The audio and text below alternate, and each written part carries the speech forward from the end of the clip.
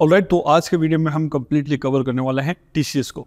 TCS क्या है, TCS कब करता है, टीसीएस क्यों करता है, टीसीएस सेक्शन लिस्ट, टीसीएस अगर नहीं काटे तो क्या होगा, साथ ही साथ में बुक्स में एंट्री, जिसने टीसीएस काटा है वो अपनी बुक्स में एंट्री कैसे करेगा, जिसका टीसीएस काटा है वो अपनी बुक्स में एंट्री कैसे करेगा, और जो टीसीएस का फॉर्म 27D होता है इसे क्या कहते हैं, ये सारी चीज़ें आज के वीडियो में हम from the very beginning to the end सीखने वाले हैं, एकदम बेसिक लैंग्वेज के साथ में इस पीपीटी के जरिए।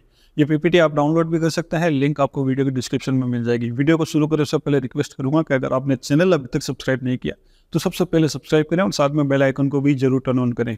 और साथ ही साथ में आप हमें व्हाट्सएप और टेलीग्राम चैनल पर भी फॉलो कर सकते हैं, लिंक आपको वीडियो के डिस्क्रिप्शन में मिल जाएगी। So now without wasting any time let's start the video.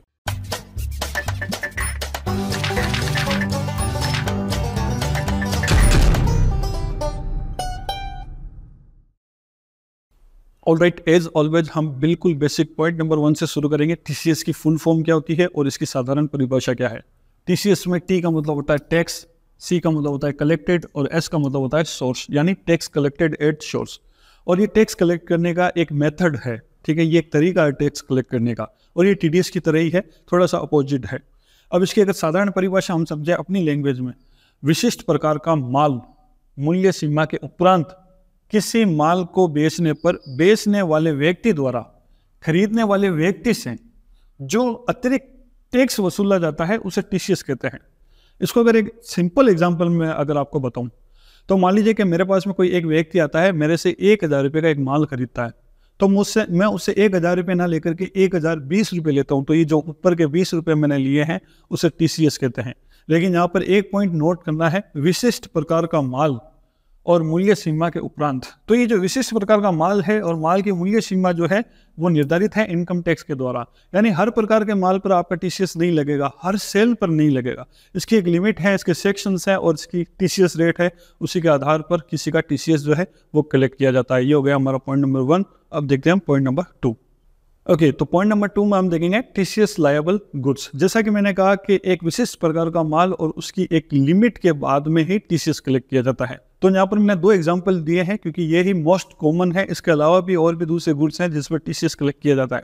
पहले इसको समझ लेते हैं और फिर बाकी के गुड्स के बारे में बात करेंगे। Let's suppose type of goods, एक मोटर व्हीकल। अगर कोई भी व्यक्ति, कोई भी कस्टमर एक मोटर व्हीकल यानी कार खरीद रहा है जिसकी वैल्यू 10 लाख रुपये से ज़्यादा है, 10 लाख रुपये से ज़्यादा है, तो उसको 1% टीसीएस जो है वो देना पड़ेगा। और ये टीसीएस किसको देना पड़ेगा, जिस भी कार शोरूम से आप खरीद रहे हैं उसको आपको 1% देना पड़ेगा, और वो कार शोरूम वाला आपके नाम पर इनकम टैक्स को यानी सरकार को जमा करवा देगा। ये हो गया पहला एग्जांपल। इसी तरह दूसरा example, sale of any kind of goods, किसी भी प्रकार का माल अगर आप बेच रहे हैं और जिसको बेचा है उसने 50 लाख रुपए से ज़्यादा खरीद लिया है, तो अब 50 लाख से ऊपर जितना भी माल अब आप उसको बेचोगे तो उसका 0.1% आपको उससे टीसीएस कलेक्ट करना पड़ेगा। ये चीज़ आपको आगे एग्जाम्पल में भी समझाई गई है, आपको एग्जाम्पल में समझ में आ जाएगी। तो ये 2 एग्जाम्पल मैंने आपको दे दिए जो कि मोस्ट कॉमन है। अगर आप जानना चाहते हैं कि इनके अलावा और कौन सा गुड्स है जिस पर टीसीएस एप्लीकेबल है, तो ये वेबसाइट की लिंक मैं आपको वीडियो के डिस्क्रिप्शन में दे दूंगा, जहाँ से आप विजिट कर सकते हैं। और यहाँ पर सब लिखा हुआ है, रिलेवेंट सेक्शन कौन सा है, नेचर ऑफ गुड्स और टीसीएस रेट क्या है, ये सब आपको यहाँ पर मिल जाएगी। इसके अकॉर्डिंग आपको जो भी देखना चाहिए आप देख सकते हैं। ऑलराइट, तो अब पॉइंट नंबर 3 में हम एक एग्जांपल लेंगे। जैसा कि मैंने कहा कि एक व्यक्ति अगर किसी 10 लाख रुपए से ज़्यादा की मूल्य की कार खरीदता है तो उसे वहाँ पर टीसीएस देना पड़ता है। तो टीसीएस कौन कलेक्ट करेगा और टीसीएस किसका कलेक्ट किया जाएगा, ये इस एग्जाम्पल में समझते हैं। लेट्स सपोज कि एक व्यक्ति ने एक कार खरीदी एक शोरूम से, शोरूम का नाम है एबीसी कार शोरूम। कौन सी कार खरीदी है, मॉडल है हुंडई क्रेटा, और किसने खरीदी है, सुरेश कुमार ने, और उस कार की वैल्यू है 15 लाख रुपए। तो ये जो ट्रांजैक्शन हुआ है इससे हमें ये समझ में आ जाता है कि सबसे पहली बात, हुंडई क्रेटा जो है वो एक मोटर व्हीकल है, एमवी है, ठीक है, मोटर व्हीकल है, यानी इस पर टीसीएस लगेगा, ये एक विशिष्ट प्रकार का माल है, सबसे पहली बात। दूसरी बात, इसकी वैल्यू क्या हो जाती है, 15 लाख रुपये, यानी 10 लाख रुपये इसकी लिमिट है, इससे अबव ही है, यानी यहाँ पर ये कंफर्म हो जाता है कि यहाँ पर टीसीएस कलेक्ट किया जाएगा। सबसे पहली बात ये कंफर्मेशन हो गया। दूसरा, टीसीएस कलेक्ट किससे किया जाएगा, जो व्यक्ति कार खरीद रहा है उससे कलेक्ट किया जाएगा, यानी ये हो जाएगा कलेक्टिंग। और कौन खरीदा, जो व्यक्ति या जो फर्म कार बेच रही है वो टीसीएस कलेक्ट करेगा, ठीक है। तो ये ट्रांजेक्शन जैसे हमें ये समझ में आ गया। अब यहाँ पर टीसीएस कलेक्टर हो गया एबीसी कार शोरूम वाला, किससे टीसीएस कलेक्ट किया जाएगा, सुरेश कुमार से, ठीक है। किस कैलकुलेशन के अकॉर्डिंग? कार की वैल्यू है 15 लाख रुपए। ये जो 15 लाख रुपए वैल्यू है वो कार के शोरूम प्राइस है, इसमें आरटीओ या इंश्योरेंस है वो इंक्लूड नहीं है, और इसकी शोरूम प्राइस है। तो 15 लाख रुपए कार की वैल्यू है, इस पर टीसीएस की जो रेट है वो है 1%। तो 15 लाख का 1% हो गया 15,000 रुपये। तो ओवरऑल सुरेश कुमार को अगर क्रेटा कार लेनी है तो 15 लाख रुपए ना देकर के 15,15,000 रुपये देने पड़ेंगे, 15,000 रुपये टीसीएस भी देना पड़ेगा, ठीक है। तो 15,15,000 रुपये इस कार की वैल्यू हो जाएगी आफ्टर टीसीएस।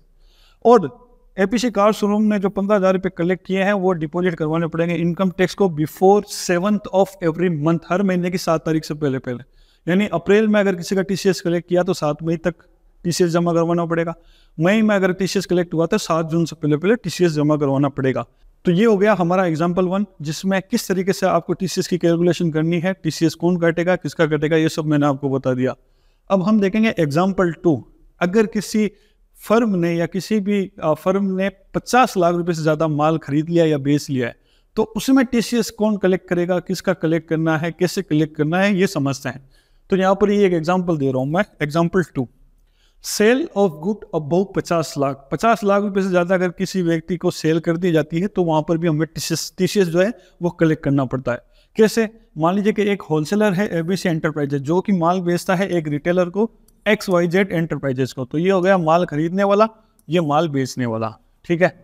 अब मान लीजिए कि XYZ एंटरप्राइजेज ने अप्रैल 2023 में 12 लाख रुपए का माल खरीदा, ठीक है। ये फाइनेंशियल ईयर यहाँ पर शुरू हो गया, 12 लाख रुपए का माल खरीदा अप्रैल में, तो अभी यहाँ पर टीसीएस नहीं लगेगा क्योंकि 50 लाख लिमिट है। फिर आगे जाते हैं, मई में इसने खरीदा 10 लाख, तो टोटल हो गए 12, 10, 22। फिर जून में खरीदा 20 लाख का, टोटल हो गए 12, 10, 20, 42 लाख यानी 42 लाख। अभी भी इसकी टीसीएस की जो लिमिट है वो क्रॉस नहीं हुई है। लेकिन जब हम जुलाई में आते हैं तो जुलाई में इसने माल खरीदा 13 लाख रुपए का। तो अब अगर हम 4 महीने की टोटल करते हैं तो यहाँ पर होती है 55 लाख रुपए, यानी इसने टीसीएस की जो लिमिट है उसको क्रॉस कर लिया, ठीक है। अब यहाँ पर होगा क्या, अगर कोई भी बेचने वाला व्यक्ति किसी भी खरीदने वाले व्यक्ति को 50 लाख रुपए से ज्यादा का माल बेच देता है, तो अब ऊपर जो भी माल बेचेगा उसका 0.1% टीसीएस कलेक्ट करना पड़ेगा। तो अब यहाँ पर क्या हुआ, यहाँ पर इसने 55 लाख रुपए का माल बेच दिया, ठीक है। तो अब यहाँ पर कैलकुलेशन कुछ इस तरीके से होगी, टिल जुलाई 2023 टोटल सेल हो गई इसकी 55 लाख रुपए की, और जो टीसीएस एप्लीकेबल है अब वो 50 लाख रुपए, 50 लाख रुपए से ऊपर जो भी सेल होगी उस पर टीसीएस एप्लीकेबल हो जाएगा। यानी यहाँ पर 500 रुपये जो है वो XYZ एंटरप्राइजेस को देने पड़ेंगे, एपीसी एंटरप्राइजेस को टीसीएस के, और एपीसी एंटरप्राइजेस टीसीएस ये जो है सरकार को जमा करवा देगी XYZ एंटरप्राइजेस के नाम पर। तो ये हो जाएगा कुछ इस तरीके से कैलकुलेशन। अब यहाँ पर एक पॉइंट जो है वो नोट करना पड़ेगा, after July 2023 TCS will be collect from XYZ enterprises for every month sale value, क्योंकि इसने यहाँ पर जुलाई में 50 लाख लिमिट को क्रॉस कर लिया है। अब ये हर महीने जितने भी रुपए का माल बेचेगी उसका 0.1% हर महीने टीसीएस कटेगा। यानी अगस्त में 15 लाख का 0.1% कटेगा, फिर मान लीजिए सितंबर में 20 लाख की अगर सेल की तो 20 लाख का 0.1% टीसीएस जो है वो कलेक्ट किया जाएगा। इसी तरह हर महीने अब कलेक्ट किया जाएगा क्योंकि इसने 50 लाख की लिमिट को क्रॉस कर लिया। ये हो गया हमारा एग्जाम्पल 2। अब पॉइंट नंबर 5 में हम समझेंगे व्हाई टीसीएस कलेक्टेड, टीसीएस आखिर क्यों कलेक्ट किया जाता है, ये हम साधारण भाषा में समझेंगे। सबसे पहले मैंने यहाँ पर क्या लिखा वो देखिए, टीसीएस एक प्रकार का एडवांस टैक्स है, ठीक है। ये एक एडवांस टैक्स है जो बेचने वाले व्यक्ति द्वारा खरीदने वाले व्यक्ति से, किसका, बेचने वाले व्यक्ति द्वारा खरीदने वाले व्यक्ति से बेचे गए माल के साथ कलेक्ट किया जाता है और सरकार को जमा करवा दिया जाता है, ठीक है। तो यहाँ पर एक सिंपल सी बात हो गई, जो भी बेचने वाला व्यक्ति है वो टीसीएस कलेक्ट करेगा किससे, खरीदने वाले व्यक्ति से, और किसके, बेचे गए माल के साथ में कलेक्ट करेगा, और ये सरकार को जमा करवा दिया जाएगा in the behalf of a buyer, यानी जो खरीदने वाला व्यक्ति है उसके नाम पर सरकार को जमा करवा दिया जाएगा। या तो ये हो गया एक सिंपल सा एग्जाम्पल या उदाहरण या परिभाषा। लेकिन हम समझेंगे कि आखिर टीसीएस कलेक्ट करने की जरूरत क्या पड़ती है, वो मैं आपको बताता हूँ। जैसा कि हमने एग्जाम्पल 1 में ये समझा था कि एक कार शोरूम है एबीसी कार शोरूम, उस शोरूम से सुरेश कुमार ने एक गाड़ी खरीदी हुंडई क्रेटा जिसकी वैल्यू है 15 लाख रुपए। अब यहाँ पर समझने वाली बात यह है कि एक व्यक्ति जो 15 लाख रुपए की कार खरीद सकता है, तो सरकार के अनुसार ये व्यक्ति सालाना अच्छी इनकम कर रहा है, सरकार यही मानेगी कि आप 15 लाख रुपए की कार खरीद रहे हो, इसका मतलब ये है कि आप सालाना अच्छी अर्निंग कर रहे हैं। अच्छी अर्निंग कर रहे हैं तो आप हमें एडवांस टैक्स जमा करवाइए, और वो एडवांस टैक्स जमा हो जाएगा टीसीएस के नाम पर। यानी यहाँ पर ये नियम निकल गया कि 10 लाख रुपए से ज़्यादा का अगर कोई माल खरीद रहा है, यानी कार खरीद रहा है, तो इसका मतलब ये वो सालाना अच्छी अर्निंग कर रहा है। अच्छी अर्निंग कर रहा है तो आप हमें एडवांस टैक्स दो। एडवांस टैक्स को किसके जरिए दोगे? आप टीसीएस के जरिए। टीसीएस काटेगा कौन? ये शोरूम वाला। और ये शोरूम वाला क्या करेगा? ये इनकम टैक्स को यानी सरकार को जमा करवा देता।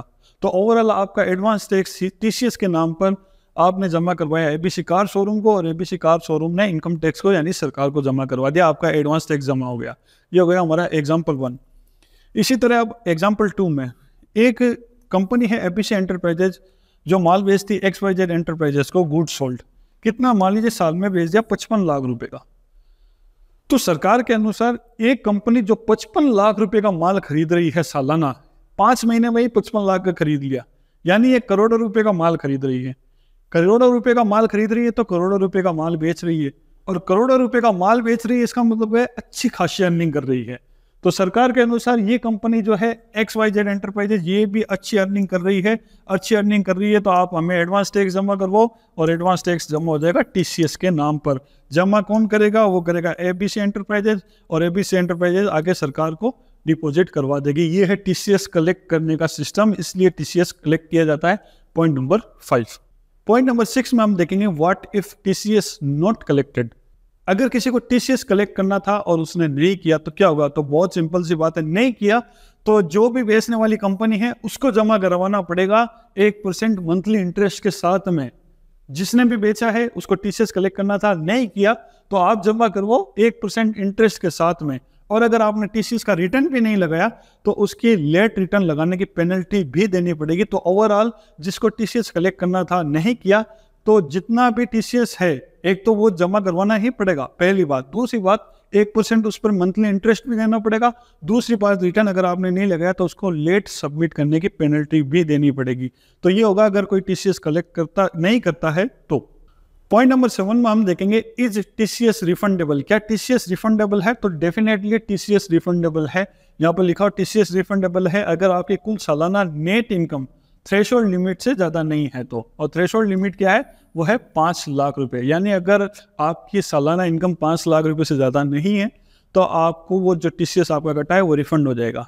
अब टीसीएस रिफंड होगा कैसे? आपको उसके लिए ITR यानी इनकम टैक्स रिटर्न फाइल करना पड़ेगा। आप ITR फाइल करेंगे, उसमें बताएंगे कि मेरी सालाना इनकम 4,50,000 रुपये हुई है, आपने बता दी, फिर आपका जो भी टीसीएस कटा है वो आपको वापस रिफंड हो जाएगा। लेकिन पॉइंट टू बी नोटेड, यहाँ पर एक बात नोट करने की ज़रूरत है कि एक व्यक्ति जो सालाना 15 लाख रुपए की कार खरीद रहा है तो क्या वो सालाना 5 लाख रुपए से कम ही कमा रहा है? तो इसलिए क्या सरकार कलेक्ट करती है टीसीएस को। सरकार तो यही मानती है कि आप तो अच्छी खासी अर्निंग कर रहे हैं, इसलिए आपने 15 लाख की कार खरीदी है। अगर आपने 5 लाख से कम अपनी इनकम बताई तो आपको टीसीएस रिफंड हो जाएगा, 5 लाख से ज़्यादा बताई तो टीसीएस रिफंड नहीं होगा। तो इसी पॉइंट को आगे बढ़ाते हुए हम पॉइंट नंबर 8 में समझेंगे अगर टीसीएस रिफंड नहीं होगा तो उसका क्या होगा। तो यहाँ पर ये एग्जाम्पल के जरिए समझ लेते हैं कि अगर आपकी थ्रेशोल्ड लिमिट फाइनेंशियल ईयर में 5 लाख है, मतलब 5 लाख से कम अगर आपकी इनकम होती है तो आपको कोई टैक्स नहीं जमा करवाना। लेकिन हम ये मान लेते हैं कि हमारी नेट इनकम फाइनेंशियल ईयर 23-24 में 8 लाख रुपये की हो गई, तो इसका मतलब क्या होगा? यहाँ पर मुझे टैक्स पे करना पड़ेगा, मेरा लायबल हो जाता हूँ। ठीक है। और जो आपका टीसीएस कटा है वो TCS will be used for tax liability, यानी आपको टीसीएस ही जो आपका जो टीसीएस कटा है वो आपके टैक्स में काम आ जाएगा। आपको टैक्स एक्स्ट्रा बनने की जरूरत नहीं है। अगर आपका 15,000 रुपये का टीसीएस कटा है और आपकी लायबिलिटी 10,000 रुपये की है तो 10,000 रुपये तो टैक्स के कट जाएंगे और 5,000 रुपये आपको वापस रिफंड मिल जाएंगे। अगर आपका टीसीएस 15,000 रुपये कटा है लेकिन आपकी टैक्स लायबिलिटी 20,000 की बनती है तो 15,000 तो टीसीएस पूरा कट जाएगा और 5,000 रुपये और आपको टैक्स जमा करवाने पड़ेंगे। ये हो गया हमारा पॉइंट नंबर 8। पॉइंट नंबर 9 में हम ये समझेंगे कि जिसने भी टीसीएस कलेक्ट किया है उसका अकाउंटिंग में उसका ग्रुप क्या होगा और जिसका टीसीएस कलेक्ट हुआ है उसका ग्रुप क्या होगा। तो मान लीजिए जो टीसीएस कलेक्टर है एक एबीसी एंटरप्राइजेस है जो कि टीसीएस कलेक्ट करता है, तो इसका ग्रुप आएगा ड्यूटीज एंड टैक्सेस में। यानी एबीसी एंटरप्राइजेस के लिए टीसीएस लायबिलिटी है, सरकार को आगे जमा करवानी पड़ेगी, ये उसका ड्यूटीज है। ठीक है। और जिसका टीसीएस कलेक्ट हुआ है, जैसे XYZ एंटरप्राइजेस है, इसका टीसीएस कलेक्ट हुआ है, तो उसके लिए ये करंट एसेट्स है। क्योंकि ये जो टीसीएस इसका कटा है वो इसको रिफंडेबल भी हो सकता है अगर इसकी टैक्स लायबिलिटी नहीं बनती है, तो इसलिए इसके लिए ये करंट एसेट्स होगा। तो ये हो गया हमारा पॉइंट नंबर 9। पॉइंट नंबर 10 में हम देखेंगे फॉर्म 27D क्या होता है। तो यहाँ पर मैंने लिखा है form 27D is a certificate of proof that collector has collected the tax from buyer and paid the same amount to government.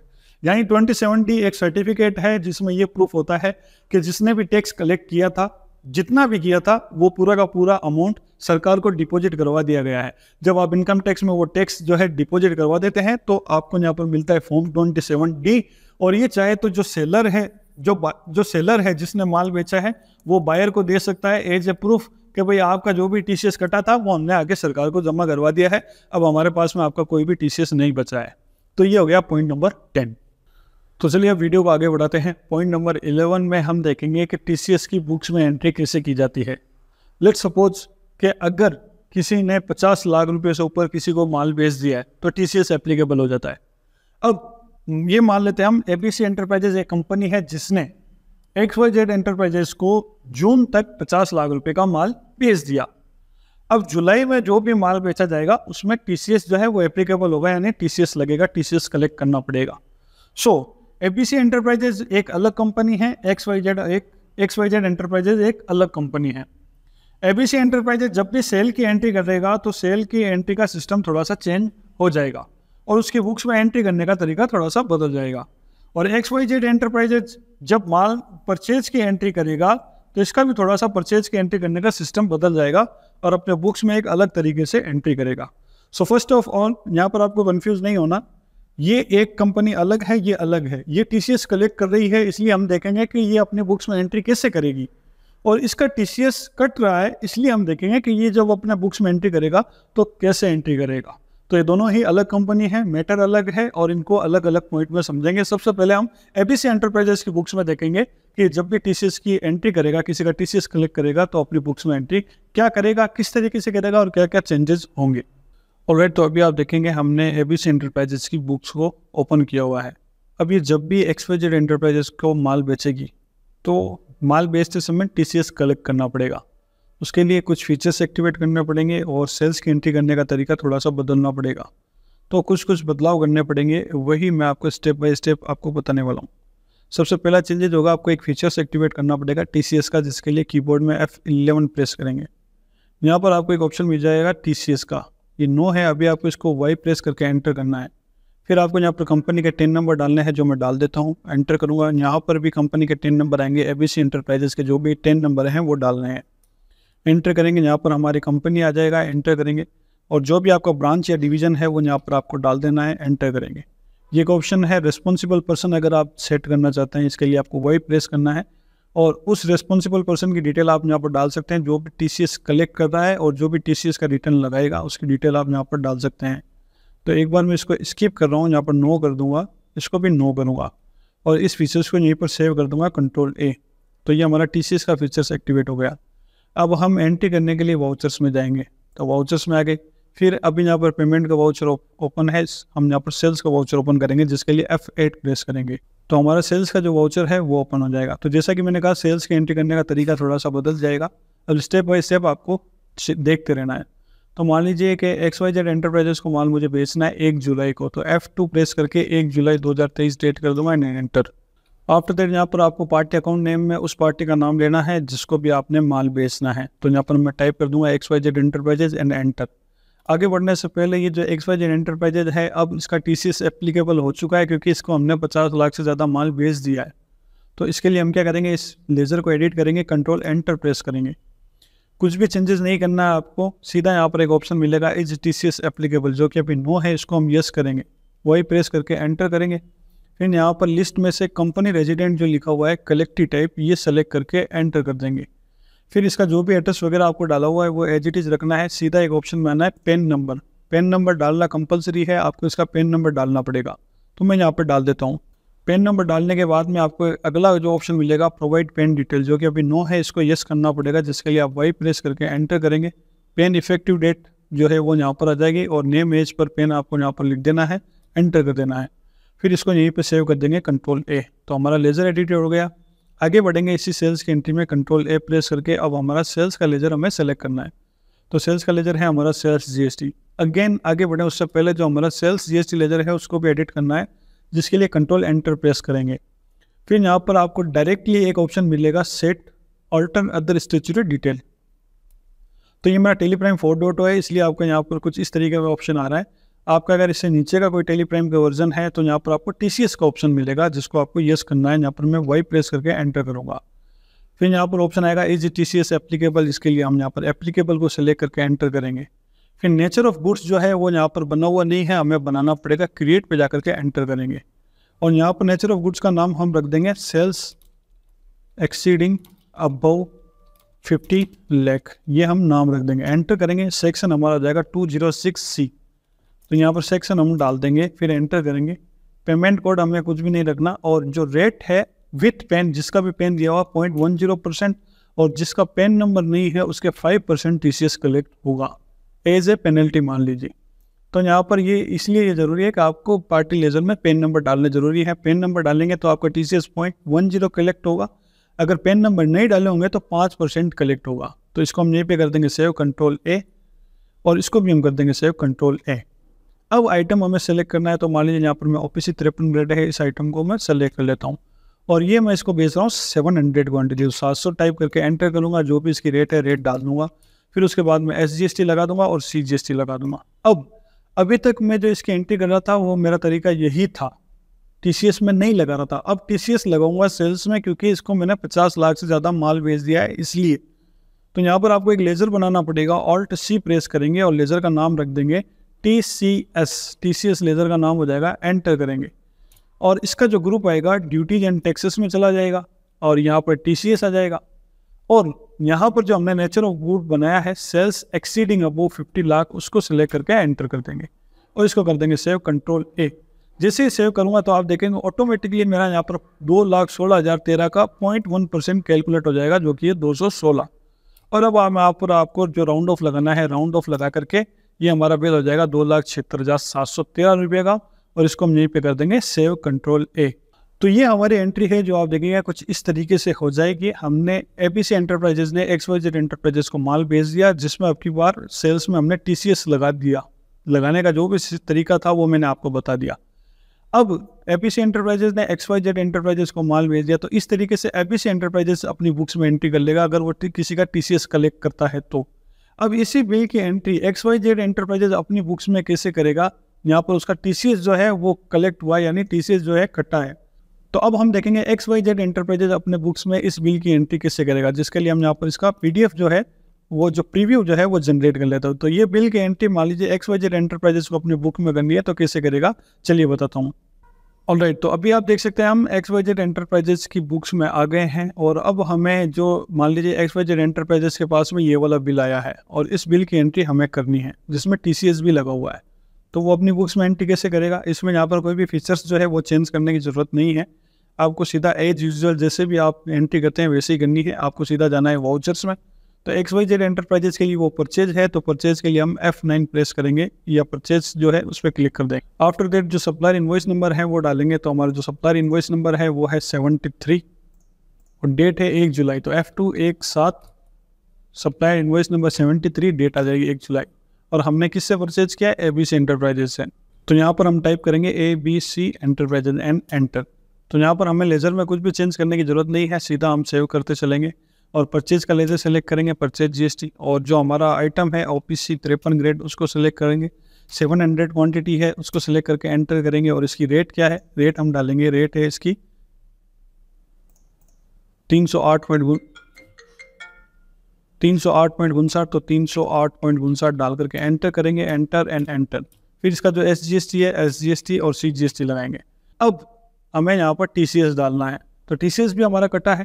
तो ABC एंटरप्राइजेज XYZ एंटरप्राइजेज अपनी बुक्स में एंट्री करेगा, यहाँ पर लेज़र बनाएगा Alt+C TCS, financial year mention कर सकते हैं 23-24, एंटर करेंगे एंड एंटर। इसके लिए ABC XYZ एंटरप्राइजेज के लिए यहाँ पर इसका ग्रुप आ जाएगा करंट एसेट्स का, तो ये हमारे लिए करंट एसेट्स है। आगे बढ़ने से पहले यहाँ पर जो करंट एसेट्स है, इस लेजर को, इस ग्रुप को हम एडिट करेंगे, जिसके लिए हम कंट्रोल एंटर प्रेस करेंगे। यहाँ पर आपको एक ऑप्शन मिलेगा यूज्ड फॉर कैलकुलेशन, तो यहाँ पर इस ऑप्शन को यस करना है और सेव कर देना है। फिर यहाँ पर आप देखेंगे परसेंटेज ऑफ कैलकुलेशन लिखा हुआ है, जो कि 0% है, और जो हमारा TCS है वो 0.1% कैलकुलेट करता है, तो 0.1% हम यहाँ पर डालेंगे, एंटर करेंगे। फिर यहाँ पर ऑन टोटल सेल्स जो लिखा हुआ है, इसको सेलेक्ट करके एंटर करेंगे और यहाँ पर नॉट एप्लीकेबल कर देंगे, और इस लेज़र को ATG यहीं पर कर देंगे सेव, कंट्रोल A। तो अभी आप देखेंगे यहाँ पर हमारा जो 0.1% 276 जो है वो कैलकुलेट हुआ है। इसने टोटल वैल्यू पर, हमें इस वैल्यू पर हमें इसको कैलकुलेट करवाना है, 216 आना चाहिए। तो 216 कैसे आएगा, आपको यहाँ पर F12 प्रेस करना है, ये ऑप्शन है, ये नो या हुआ, इसको शो मोर फीचर्स, इसको यस करना है और इसको भी यस कर देना है। फिर यहाँ पर आपको एक ऑप्शन मिलेगा, यहाँ पर आप देख सकते हैं लिखा हुआ है कैलकुलेट टैक्स ऑन करंट सब टोटल्स, इसको यस ना करके नो करना है और इसको कर देना है सेव। जैसे ही सेव करूँगा तो आप देखेंगे यहाँ पर हमारा TCS 216 रुपये काउंट हो चुका है ऑटोमेटिकली, और अब हम इसको राउंड ऑफ कर देंगे। तो ये एंट्री हो जाएगी XYZ एंटरप्राइजेस की अपनी बुक्स में, इस तरीके से एंट्री करेगा। यहाँ पर इसका TCS जो है वो करंट एसेट्स में जाएगा और ABC एंटरप्राइजेस के लिए TCS ड्यूटीज एंड टैक्सेस होगा। तो ये दोनों की बुक्स में आपको इस तरीके से एंट्री करनी है। दोनों में आपको कंफ्यूज नहीं होना है, आपको दोनों चीज़ों को अलग अलग रखना है, और मैंने दोनों ही अलग अलग आपको बताया है। इसको हम यहीं पे कर देंगे सेव।